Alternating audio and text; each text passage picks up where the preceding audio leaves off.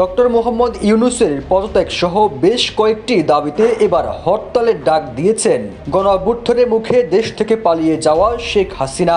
এমনই একটি call record এবার ছড়িয়ে পড়েছে সামাজিক যোগাযোগ মাধ্যমে। ওই কল রেকর্ডে আওয়ামী লীগের কোনো এক নেতাকর্মীকে শেখ হাসিনা বলছেন দেশের সার্বিক অবস্থা তুলে ধরে রাজবন্দীদের মুক্তি, ভ্যাট প্রত্যাহার, নিত্য প্রয়োজনীয় জিনিসের দাম কমানো, হামলা মামলা বন্ধের দাবিতে নেতাকর্মীদের আন্দোলন করার নির্দেশ দেন শেখ হাসিনা।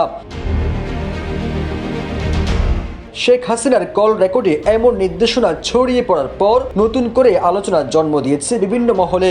বিশ্লেষকরা বলছেন দিন যতই যাচ্ছে শেখ হাসিনা ততই সক্রিয় হচ্ছেন। ভারতের সেফ জোনে বসে নেতাকর্মীদের উস্কেও দিচ্ছেন। তার এমন কল রেকর্ডে দেশের ভেতরে আত্মগোপনে থাকা আওয়ামী লীগের নেতাকর্মীরা দেশের সুষ্ঠু পরিবেশ নষ্ট করার সম্ভাবনা রয়েছে।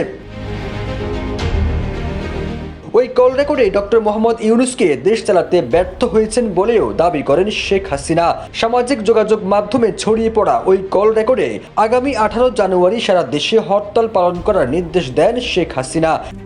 RICL TMX, যুগের পর যুগ স্থাপনা থাকে মজবুত। এরপরই শুরু হয় তুমুল আলোচনা। নেটিজেনরা বলছেন একদিকে 20 জানুয়ারি ট্রাম্পের শপথ ঘিরে শেখ হাসিনা ইস্যুতে মোদী সরকারের নতুন ষড়যন্ত্র, অন্যদিকে 18 জানুয়ারি হরতালের ডাক দিয়ে কি ইঙ্গিত দিচ্ছেন ভারতে পালিয়ে থাকা শেখ হাসিনা। ফিরোজ আলম, জয় দিন।